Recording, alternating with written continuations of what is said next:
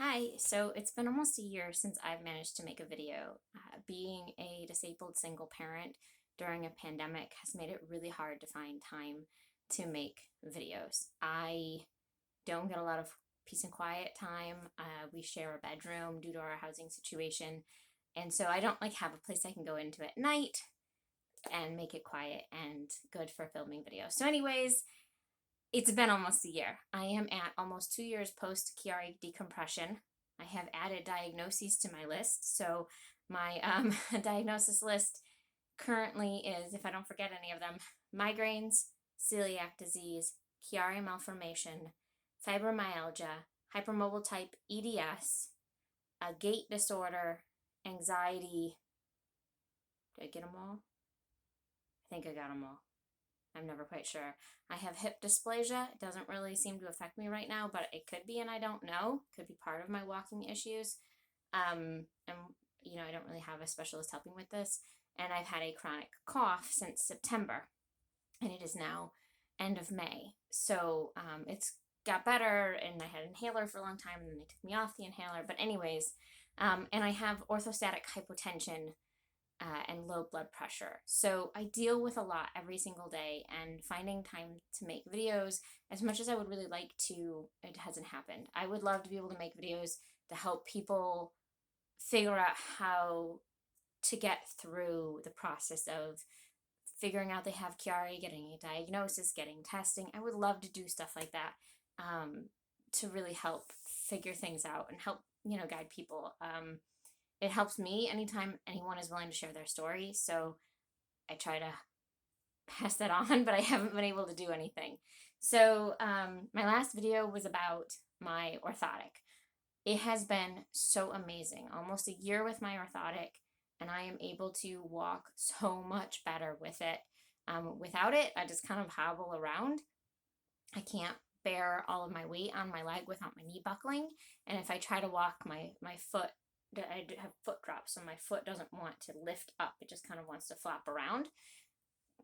Still no answers as to why this is going on, which is really frustrating. It has been 2.5 years with walking issues, and I have yet to have a doctor figure out what is going on. So my original orthotic, the Allard toe off, actually had to be replaced. It got replaced with the same one due to warranty. It's carbon fiber, and it was breaking. Now this one's modified right now. Well, adjusted. It was breaking right here. This is all like one piece carbon fiber, and I busted it in less than 6 months. And they said this wasn't like the lightest model. This is like their second one. So they told me if I busted it again, they'll have to upgrade me to another one.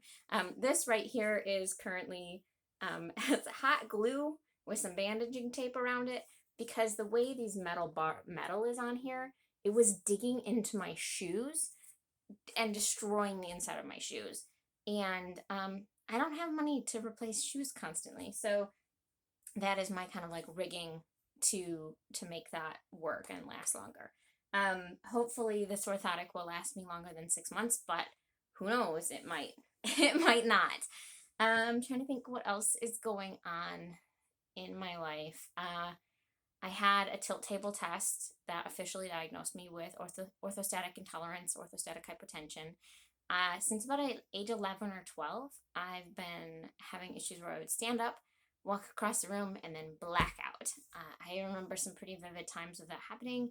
I remember a lot of times catching myself before it started, or knowing that I was feeling rough that day. There were many times during yoga and yoga teacher training that I would have to squat down really quick, and my yoga instructors over the years would be like, "Are you okay?" And I'm like, "Yeah, just over here not blacking out." So my blood wasn't getting to my brain because my blood pressure is really low. And that is probably because of the Ehlers-Danlos syndrome. And it could also be in combination with Chiari malformation, because it can impact the body's ability to communicate with the whole rest of the body.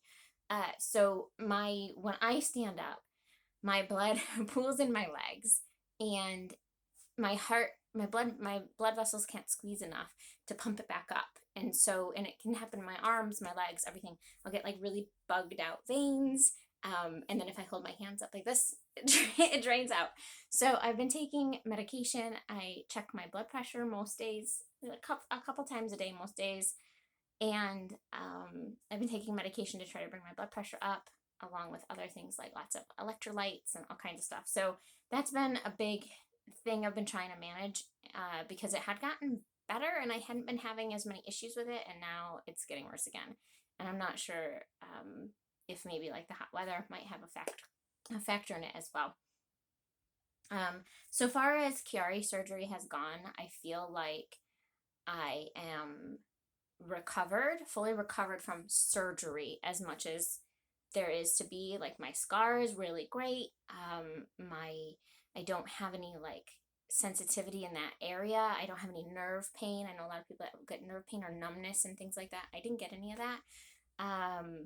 So there's a lot, like I feel like I'm recovered from surgery, but I feel like the long-term damage from having the compression to my brain stem and my cerebellum and the squished CSF flow, and there's issues with my processing and thinking, and I get really fatigued just from thinking and trying to get things out and get things done. So that's another reason I haven't been able to make a lot of videos, is because I have such a limited amount of energy and I have to use it wisely each day.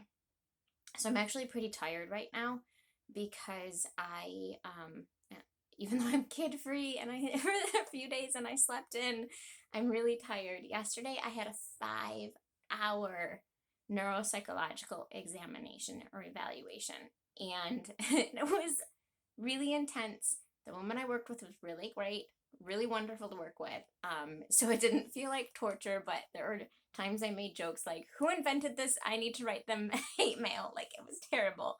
I had to do all kinds of things like trying to remember numbers that she would say to me, and trying to remember words that she would say to me, or words that I read, or word pairs, making like puzzle things. There was so many things I had to do. I did take a lunch break partway through, and I went and sat in my car and ate, and then walked back and forth a little bit outside in the fresh air to like kind of get my blood flow going since sitting for so long. But by the end of the thing, my neck was hurting, my back was hurting, my head was hurting, and just my brain was just smushed. I just felt like I could not think at all anymore. So I came home and I had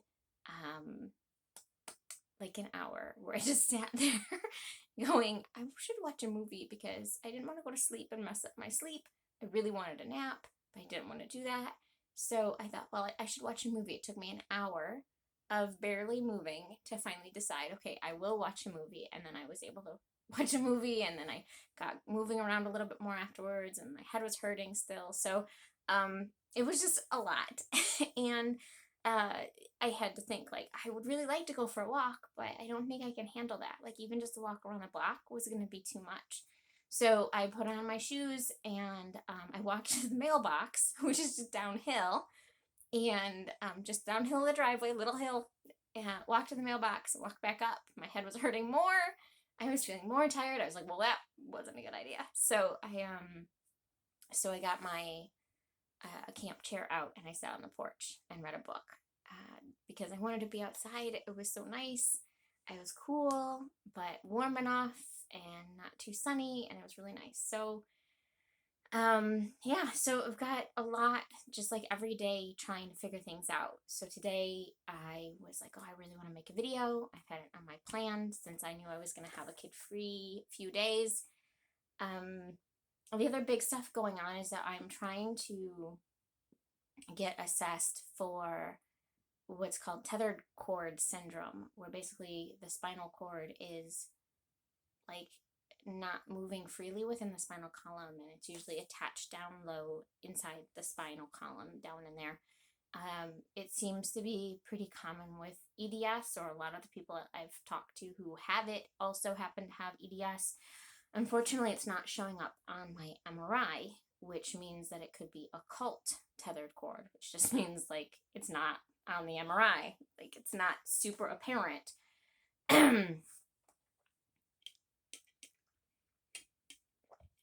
So 2 winters ago, about 6 or 7 months post-op from Chiari surgery, I saw my neurosurgeon again via a telehealth appointment, and I asked her to assess me for this and look at my MRIs. I just had a new set of MRIs done, and she didn't see it. She doesn't think I have it. She doesn't think that my walking issues are from Chiari or from surgery. Um, so it kind of just left me going like, well, what am I supposed to do now? So I started learning more about occult tethered cord, and I have an appointment with like one of the leading specialists in the world in August. Unfortunately, I have to travel out of state for it. I'm gonna try to get insurance to cover it because I have almost no income, and so I'm on state insurance. But I might not be able to, so I might end up having to fundraise or for the trip or expenses or anything like that. So, but I'm really looking forward to seeing her, and hopefully she can help me and tell me if yes, this is from tethered cord syndrome or if it's not. And I'm hoping that if it's not, she can tell me what to do. If it is tethered cord syndrome, it's another neurosurgery, and it's a pretty big deal to heal from, and it can have to be done multiple times. Sometimes people, it gets stuck again. It kind of scar tissue heals.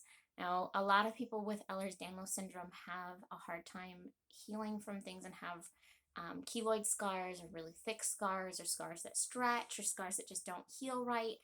I seem to be okay with scars. I have more scars than I think most people do, but they heal really well and they look really good. They look pretty normal. So I'm hoping that with my history with my Chiari surgery, it'll, maybe that'll show like, okay, I'm not going to get a bunch of scar tissue and retether if it's tethered cord syndrome. So I have all the signs and symptoms. I have a lot of problems that are on the list for tethered cord syndrome, but without it showing up apparent on there, there's not really any way to know. Trying to think what else. I've kind of been debating if I should make an Instagram account specifically for Brain Squeeze for YouTube. I don't know about doing these YouTube shorts and stuff on here. I guess that could be an option too. Not sure what kind of content would be helpful for people that I could handle making and creating and getting out there. Let's see. My symptoms that are related to Chiari since surgery. Just kind of jump all over here because I didn't make notes. I'm just doing this. Making notes is too hard. Too much work. So my symptoms since Chiari surgery that have gone away. I have almost no tremor. I used to have a very severe tremor, like it would like shaking like this. Almost all of my pictures for months on my phone were blurry, which is really not good. I was trying to get, pictures of my kid, pictures of this and that, and they were always blurry. That's been gone. I occasionally get a little bit of a tremor, but it's usually stress related, like I physically overdid it or emotionally overdoing it, and so I get a little bit of a tremor. I feel like that's more normal than just always shaking like I'm 80 years old. I no longer choke on my saliva in my sleep. I hadn't really admitted that symptom before I had surgery, and then after surgery, when it stopped happening, I was like, oh, this is probably from Chiari. So I used to wake up gasping in my sleep and choking on my saliva. It wasn't like I stopped breathing. I think I just wasn't swallowing in my sleep. And sometimes with Chiari, it can progress to having trouble breathing during your sleep. It can progress to having trouble drinking and swallowing and eating during the daytime. So it can be a pretty big deal if you lose your ability to swallow. That can become life-threatening. So I'm really, really glad that that symptom, even though it seemed mild before and it happened like, once or twice a month, it could have progressed to a really big deal, and I'm glad that that's gone. I no longer have what's called downward nystagmus. So I would be standing and like look down with my eyes, and they would shake back and forth.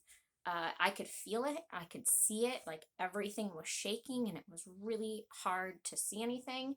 But then as soon as I lifted my eyes back up, it would go away. So I kind of learned what positions not to do to, like, to avoid to cause that. So I would hold my phone up higher, which is better for your posture anyways, and things like that. So I have not had that happen since surgery either, which is great. I'm almost 2 years out and I've had those symptoms resolve.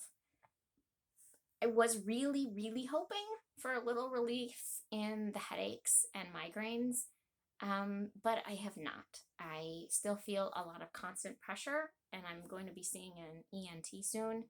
And I get a lot of headaches that feel more like what I call a pressure headache or a Chiari headache, and they can vary. Excuse me. And I also get migraines, and they are very different. My migraines are different than the headaches. And there's a migraine medicine that works for the migraines, and there's a medicine that works for the headaches, or a few that can help. And the migraine medicine doesn't work if it's not a migraine. So that's how I've been kind of trying to pinpoint what my headaches are like, which one they are, which medicine to take. I've been working on that for a few years, and it's really, really helped a lot. I've had migraines my entire life, and different kinds of headaches, and I never really thought to try to differentiate them and write them down and figure it out what medicines work. So that's been really helpful. And if it's something that you struggle with, definitely suggest writing it down. Is it one-sided? Is it here? Is it here? What does it feel like to you? Any other symptoms that go along with it, and then figure out which medicines work for which type. It really, really sucked because the migraine medicine that I take is in the triptan family, and it works specifically for migraines, and you're allowed to take no more than 10 of them in 30 days, in a month. And I was getting up to 8 to 9 of them every month. I was trying to not get to that 10th one, because then you can have like more problems, more headaches, because you overtook it.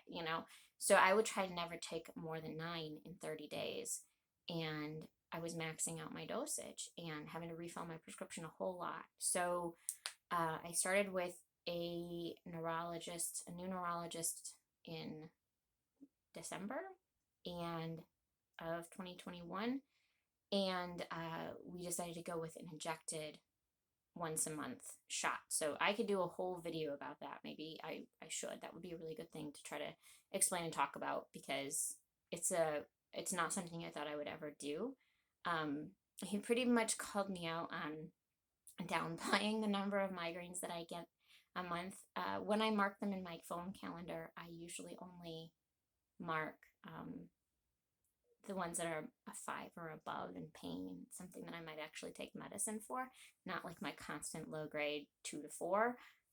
I don't mark it down usually. So, but if it's up high, if it's a 7, an 8, a 9, I mark it down.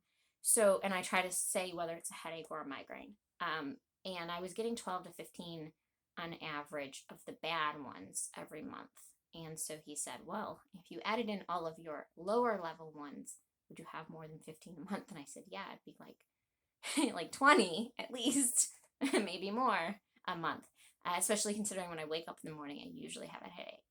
And once I get up and moving, sit up, I can usually get it to decrease a bit. So I started with the injectable shot. It's not fun to do, but it's helping. And so I'm going to stay trying that for right now. I also tried a medication for my general overall pain. I hurt all over my body all of the time. And that it didn't work. So I took that for a few months. I had to go slowly get onto the dose that it was, and came off of it about a week ago, and I have no difference. I haven't noticed like an increase in my pain since coming off of it, and I never noticed a decrease while I was on it. So I think that's about it for right now. If I end up having to have tethered cord surgery, I will try to make more videos. It is something that whenever anybody in any of the groups on Facebook post about and make a video and talk about their experience, I really appreciate seeing it. So I'm going to try to do the same if I can.